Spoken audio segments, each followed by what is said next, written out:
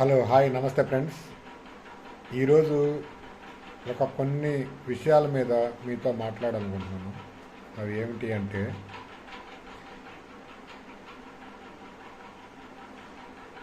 ఈ రాష్ట్రంలో కూటమి ప్రభుత్వం వచ్చినాక జరిగిన కొన్ని సంఘటనలు.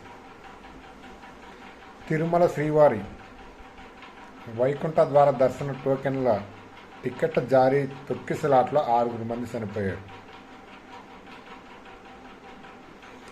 సింహాచలం నరసింహస్వామి చందోత్సవం పాల్గొనడానికి వచ్చిన భక్తుల్లో వాడకూలి 7 మంది చనిపోయారు.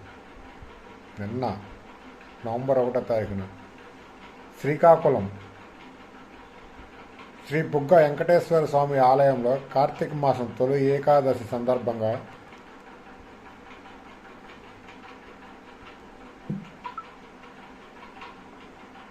తొక్కిసలాట్లో 10 మంది భక్తులు చనిపోయారు. దీని మీద ఏ ఒక్కరు కూడా ఏమీ మాట్లాడరు, ఏమి స్పందించరు. మేము హిందూ ధర్మం అని చెప్పుకునే కొంతమంది పేటెంట్ వాళ్ళు ఏం మాట్లాడారు. అదే జగన్మోహన్ రెడ్డి గారు సీఎంగా ఉన్నప్పుడు లేని కల్తీ లడ్డు విషయంలో గోల చేసి నానాయాగం చేసి తిరుపతి పరువంతా తీశారు కొంతమంది. ఎందుకని జగన్మోహన్ రెడ్డి గారు ఉంటే ఒక రకంగా, లేకపోతే చంద్రబాబు నాయుడు గారు ఉంటే ఒక రకంగా మాట్లాడతారు. కేవలం మీకు జగన్మోహన్ రెడ్డి గారు మాత్రమే సీఎంగా ఉండటం ఇష్టం లేదు.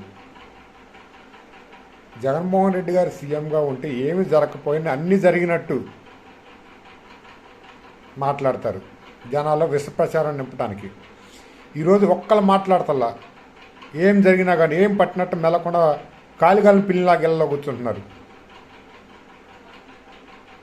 కొంతమంది మేధావులు ముసుగులో మాట్లాడారు మొన్నటిదాకా. జగన్మోహన్ రెడ్డి గారు వ్యతిరేకిస్తారు, ప్రతి ఒక్కదాన్ని వ్యతిరేకించారు.